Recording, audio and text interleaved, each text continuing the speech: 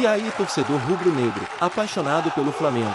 Como sempre, o seu canal de notícias do Flamengo, o mais querido Flamengo News, está chegando carregado de malotes estufados de notícias atualizadíssimas do nosso Mengão. Mas antes de tudo, se você ainda não é inscrito no canal, eu convido a você a apertar o botão de inscreva-se e a amassar o like para que possamos atender ao seu anseio de saber tudo o que passa no Flamengo. Bora falar agora do Flamengo nesse bate-pronto da Jovem Pan. O Flamengo empatou com o Madureira, não saiu da retranca e ouviu algumas vaias do torcedor logo após o apito final. Madureira 0, Flamengo também 0, o Campeonato Carioca. Apenas o segundo jogo do Vitor Pereira à frente do Flamengo. Já tem um monte de gente cornetando o Vitor Pereira, Mauro César.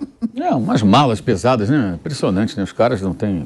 Eu acho que também falta muito entendimento de futebol, sabe? Muita gente. Acho que entendimento de como as coisas funcionam num time de futebol. Então é tudo assim, tudo imediato, o contexto não é analisado, não pelas vaias. As vaias eu acho até justas, porque o jogo foi em Cariacica, o mando era do Madureira, o Madureira levou o jogo para lá. O ingresso foi caríssimo, R$400 inteiro, um absurdo. E as pessoas compraram ingresso, 200 a meio, então, né? Os caras compraram ingresso, torcedor do Flamengo, lá do Espírito Santo. E vê um 0x0 com o Madureira, o cara fica aborrecido, claro, ele quer ver uma vitória, quer ver um gol, pô. Então a vaia desse torcedor, eu acho que é pertinente, é uma reação natural de alguém que comprou um ingresso caro, foi ver o seu time de coração, uma oportunidade rara, é muito raro o Flamengo jogar lá. Em 2016 teve muitos jogos lá, inclusive, que não tinha estádio no Rio de Janeiro, o Maracanã estava envolvido com a Olimpíada, aquela coisa toda, mas não tem ido para lá. Então o cara foi, comprou ingresso, levou o filho, foi todo mundo, juntou os amigos, alguns foram de cidades, outras ali viajaram, viram um 0x0, claro que é frustrante, o camarada vai vaiar. Mas é preciso entender o contexto. Primeiro, a atuação foi ruim, péssima. Isso ponto. Então, críticas à atuação, elas são pertinentes. Tudo bem. Mas daí a achar que é tudo ruim, que ninguém presta, que... O Varela ontem, o Rodinei ficou fazendo besteira durante anos no Flamengo. Aí teve uma temporada melhor, mesmo assim ainda conseguiu fazer suas pataquadas, como dar uma vitória ao Corinthians com um gol contra ridículo, e aí ficaram apaixonados pelo Rodinei. O Mateuzinho comete erros há 1 milhão de anos no Flamengo, desde que ele surgiu, né? Acerta e erra, jogador extremamente irregular. Aí o Varela, que mal chegou, e não é um lateral agressivo, é um lateral que joga na linha defensiva. Contra um time muito fechado, ele não sabe ainda os movimentos do Everton Ribeiro por aquele setor, ele não entende muito bem quando o Gabigol se aproxima do que ele quer. Isso vem com o tempo, né? Você vai começando a conhecer os colegas. Ele vai, com o tempo, até por um olhar, por exemplo, o Rodinei teve 2 momentos importantes no ano passado, bem importantes, porque ele jogou com o Everton Ribeiro desde 2017. Com uma interrupção em 2020 para 21, quando ele foi ao Internacional emprestado. Então, primeiro aquele jogo do gol de bicicleta do Pedro contra o Atlético lá no Paraná, que ele faz o cruzamento, né? E o outro, o gol do título da Libertadores, que ele tabela com o Everton Ribeiro.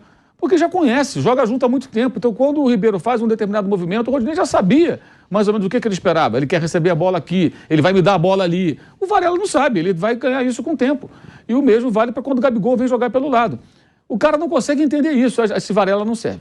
Então eles querem o Felipe Lan voltando a jogar futebol, entrando... Até o Felipe Lan, se voltasse a jogar hoje e fosse lateral do Flamengo, talvez tivesse uma dificuldade eventual no começo. Porque isso tudo é um funcionamento de um time que é o tal do entrosamento. Não tem. Então, com o tempo, daqui a X jogos, aí você pode falar, o Varela não deu certo. Sim, aí você vai dizer, mas com 1, 2 jogos, pelo amor de Deus, né? E o Mateuzinho, você já sabe que ele pode entregar ou não. E o Rodinei está lá na Grécia, feliz da vida lá, deve estar... O Juan foi também...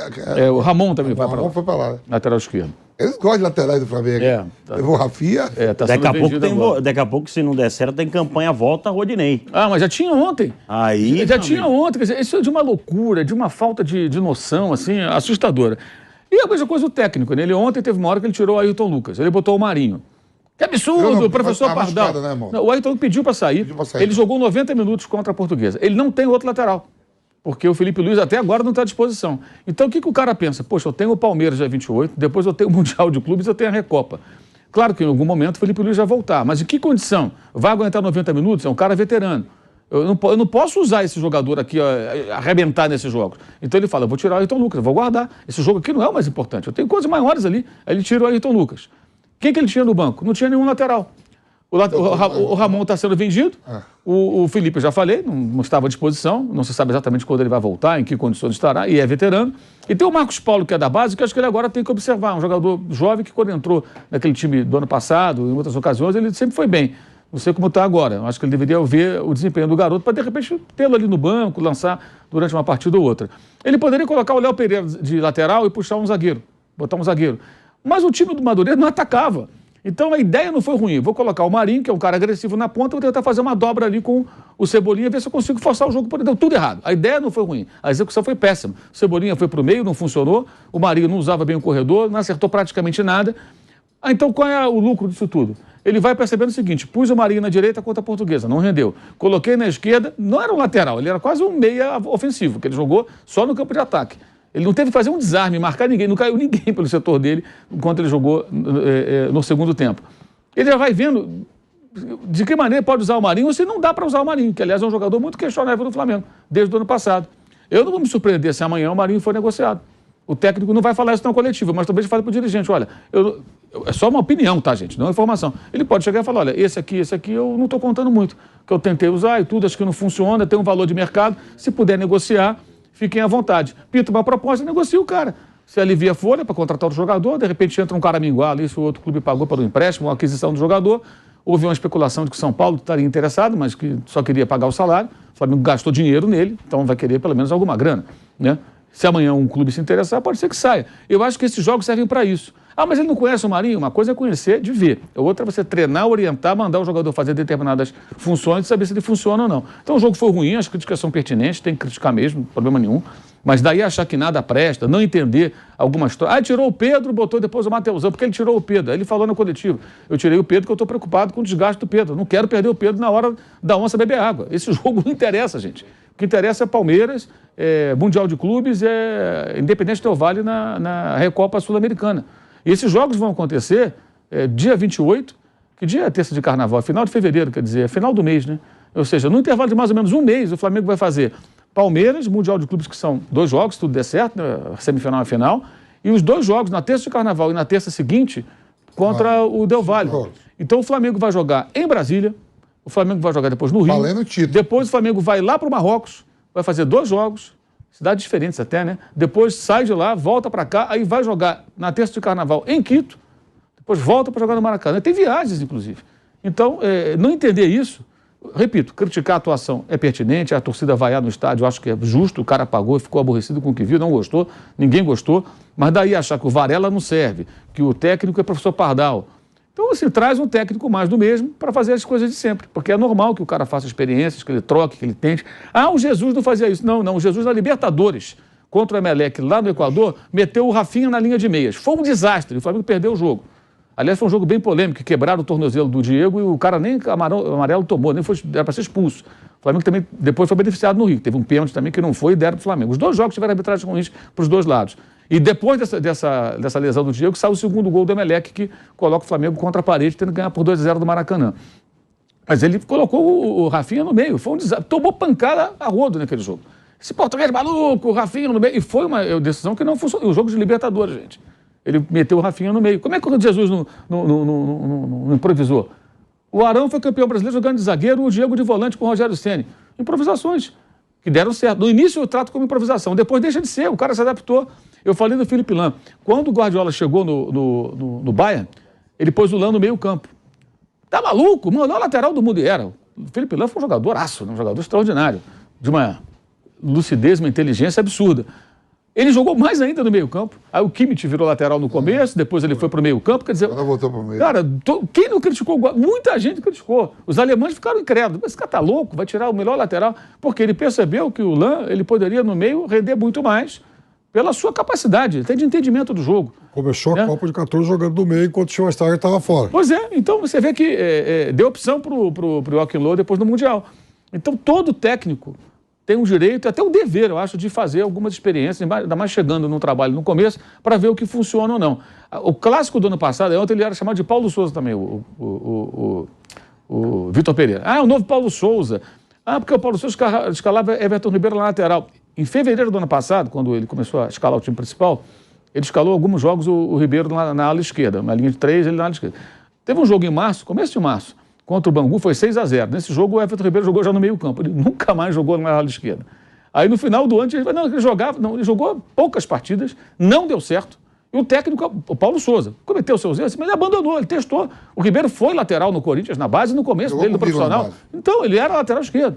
Então, ele tentou ali uma adaptação que ele queria encaixar todos os jogadores talentosos no time. Não deu, descartou, voltou para o meio campo. Mas o Lázaro, que ele enfiou naquela função, funcionou. Funcionou, ganhou espaço, jogou em outras funções, o Flamengo vendeu, faturou uma grana com a venda do jogador que estava ali. Ó. Era aquela promessa que nunca decola, né? E conseguiu negociar bem o jogador. Então, as experiências são necessárias.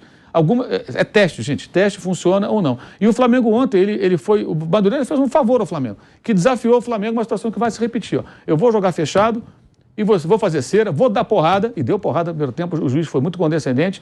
Isso vai se repetir várias vezes. E quero ver você me ganhar. O Flamengo foi reprovado no teste da retranca do Madureira. Então o Madureira fez um bem ao Flamengo. Eu falo sempre do jogo da Inglaterra, do Tite antes da Copa de 2018, que a Inglaterra jogou com linha de 5, toda desfalcada, e o Tite reclamou. Ele falou, não é para reclamar, é para você agradecer. Isso é um amistoso. E você viu que teve problema. Ainda bem que foi um amistoso. Ao invés de reclamar, Tite, na época eu falei, eu sempre vou dizer, corrija. Porque na Copa vai acontecer. Claro que sempre vai acontecer esse tipo de coisa contra o Brasil. Então, acho que o Madureira ontem ajudou o Flamengo, porque impôs uma dificuldade que a Portuguesa, por exemplo, não foi capaz de oferecer. O Flamengo venceu com facilidade. Agora, claro que tem que corrigir, as críticas são pertinentes, mas o não entendimento de coisas básicas, eu acho que realmente... Por isso que eu digo, essa torcida, essa ala, tem que ignorar. Se você fosse pautar por um cara que não entende a preocupação do técnico, o único lateral que ele tem disponível, ele tirar esse cara, e aí ele tem que colocar alguém, ele coloca um jogador e não dá certo, e achar que isso é o fim do mundo, quanto o Madureira em Cariacica, pelo Cariocão, pelo amor de Deus. E outra coisa, né, Mauro? É nesse tipo de jogo que tem que fazer qualquer tipo de teste, né? Vai testar contra o Palmeiras numa Supercopa do Brasil, vai testar no Campeonato Carioca. Nesse vai com o Marinho, mata pau jogando na função. Ele ganha uma opção. Se tivesse dado tudo certo. Aí, de repente, contra o Palmeiras está perdendo o jogo, ele fala, pô, o Marinho funcionou, vou meter o Marinho na esquerda. Eu já testei ele ali. Eu já testei e deu certo. O que nós falamos do Palmeiras na segunda-feira? Até você perguntou sobre quem foi. Eu falei, para mim, o mais decepcionante dos grandes de São Paulo foi o Palmeiras. Por quê? Porque é o que eu esperava mais. Porque é um time já pronto, então eu esperava mais, enquanto São Bento jogou muito pouco, o time que veio da segunda divisão. Mas o jogo mostrou, isso foi o que eu falei, repito aqui, algumas carências e a necessidade de contratações, porque perdeu 2 jogadores muito importantes. E perdeu em criatividade. A falta do Scarpa faz com que o Palmeiras produza muito pouco, muito menos, aliás, em termos de chances criadas. O jogo mostrou isso. Então, não deixa de ser um teste. Você fala, cara, o time perde muito, então vamos buscar alguém, como é que vai resolver? Tem alguém aqui dentro do elenco que possa suprir essa ausência? Ninguém perde o melhor jogador do Brasileirão impunemente. Você vai ter que buscar alguma solução, em casa, fora, não sei, mas tem que achar. E o Palmeiras sentiu isso. Esses jogos servem para isso. Então agora, a torcida foi lá, viu, o Palmeiras nem vaiou o time, entendeu, numa boa, que eu acho que até uma demonstração de maturidade nessas horas do torcedor. Não gostou certamente, mas não pegou no pé. Mas você tira lições daquele jogo ali. Aquele jogo é para depois se reunir ali, o técnico, comissão técnica, dirigente, falar, cara, percebemos aqui problemas, o que a gente vai fazer? Vamos no mercado, não vamos? Tem um cara aqui que a gente pode aproveitar, que está fulano na outra função, vamos mudar aqui essa formação tática, porque para isso esse jogo serve. E pensando no sentido contrário, que dia 28 o Palmeiras vai jogar contra o Flamengo. E não pode jogar como jogou sábado, tem que jogar mais. Divulgou uma entrevista do Vitor Pereira e ele falou sobre a torcida do Flamengo, sobre essa pressão de dirigir um time como o Flamengo. Há emoções que eu senti na minha carreira que eu sei que só o futebol me proporcionou e só os grandes clubes conseguem proporcionar. Portanto, eu acredito que uma torcida da dimensão da do Flamengo que me irá fazer viver ou me proporcionará viver emoções que eu nunca mais esquecerei. A maior parte dos desafios na minha carreira são grandes desafios. São desafios que não são para todos, que são difíceis, mas são esses que me motivam. Portanto, essas grandes multidões, essa pressão que vem, essa pressão que eu aqui no Flamengo, quando cheguei, quando vim de férias ainda, atenção que o Flamengo é diferente, atenção que a pressão aqui é isto, atenção. Mas isto é o que eu tenho vivido a minha vida toda.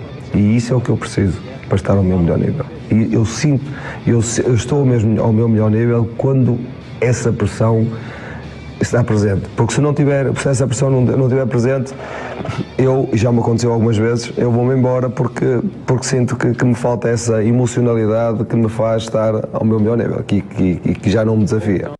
Tá aí, Mauro César, a gente falou, né? Se não tiver pressão, eu vou embora. Eu quero pressão. E a torcida do Flamengo é diferente. Essa entrevista foi divulgada pelo Flamengo horas antes desse empate contra o Madureira. E até falando também das substituições, ele colocou o Marinho no lugar do Ayrton Lucas, colocou o Mateusão na vaga do Gerson, torcida do Flamengo reclamando. Mas quando você muda o comando técnico e o Flamengo vem mudando de uma forma constante, é normal que o técnico vai fazer as suas experiências, né? Ainda mais em início de temporada, Campeonato Carioca. O Mateusão também foi muito criticado ontem, né? De fato, né? Ele tem ido muito mal. Mas você imagina se o técnico chega no clube, né? Alguém acha que o Vitor Pereira estava vendo o jogo da base do Flamengo? Não acredito. Ele tem que ver os adversários do Corinthians no ano passado, né? Ele treinava o Corinthians. Ele tem que ver o principal do Flamengo. Pode até ouvir falar, tem um jogador aqui, tem outro ali, mas não vai poder ficar se dedicando, se debruçar nisso. Aí ele chega no Flamengo, alguém vai lá e fala, ó, da base tem esse, tem esse, tem esse, tem esse. Tem o Mateusão, fez trocentos gols em tantos jogos. Opa, vamos ver. Aí põe para treinar, de repente o garoto vai lá bem e tal, faz... Aí põe no jogo não consegue render. Por quê? Pesa. Se assusta. Ontem teve uma bola que era para ele chutar, ele tentou passar para o Gabigol, que estava completamente impedido. Isso é óbvio que o moleque está inseguro. Ele não está pronto para esse teste. Eu acho até que ele não deveria insistir. Volta para a base, observa, conversa com o moleque. Olha, você não está pronto. Olha o que você fez aqui. Mostra o vídeo. Você podia ter chutado no gol. Ou então, dá mais uma chance, mas conversa, prepara, dá confiança. Pode no profissional e não ser relacionado e botar para jogar na base. Exato, joga na base. Para ele aprender com os caras e não perder ritmo de jogo. O Hendrick fez isso um tempo. Exato. É muito evidente que, assim, o que acontece? Esses jogos agora mostram assim, o torcedor... o Mateusão é um bonde, esquece. Eu sempre falo, a torcida do Flamengo chamava o Adriano Imperador de bonecão do posto. Porque o Adriano é grandão e tal, e pegava no pé. A Flávia Mimi já dos anos lá, 90 lá e tal, né? Já reclamava. Você vê que vem de longe essa história de mimimi. É um negócio, nem existia a expressão mimimi, e já estavam lá os caras reclamando. Bonecão do posto, que ele fica balançando o braço assim, né? Pô, negócio de maluco isso, cara. O cara é Adriano Imperador. Porra. Então, não tem que dar ouvido para esses caras. Esquece, deixa falar à vontade e tal. Então o Mateusão ele tem que ter um certo cuidado e tal. E ele fala sobre pressão, o cara treinou ano passado, os dois últimos clubes dele, Fenerbahçe e Corinthians. Pô, se dizer mais nada, treinou o Porto, um dos grandes de Portugal. Está acostumado, claro, a treinar times onde as torcidas são exigentes e vão cobrar. Isso aí para esse cara não é novidade, não é nada de outro mundo. E o que ele falou também, eu concordo. Você não quer ter tipo de cobrança, então vai treinar time pequeno e ganhar pouco. Ninguém vai encher até o saco. Entendeu? Foi o caso agora do Red Bull, o Flávio Prado que me desculpe, mas o caso do Red Bull Bragantino, que é um time de pequena torcida, tem uma multinacional que põe dinheiro, o Barbieri ficou lá fazendo um trabalho muito fraco ano passado e não tinha praticamente reclamação, que não tinha quem reclamar. Agora ele está no Vasco, é diferente, a história é outra. No Vasco, se a coisa não funcionar, essa pergunta é boa para o Barbieri. Ele vai dizer, mas no Flamengo eu convivi com isso antes. Sim, mas aí você passou um período grande no clube onde não tinha esse tipo de cobrança. E agora no Vasco? O Vitor Pereira não, ele está mais do que escolado com isso e tem que lidar, obviamente, com esse tipo de situação.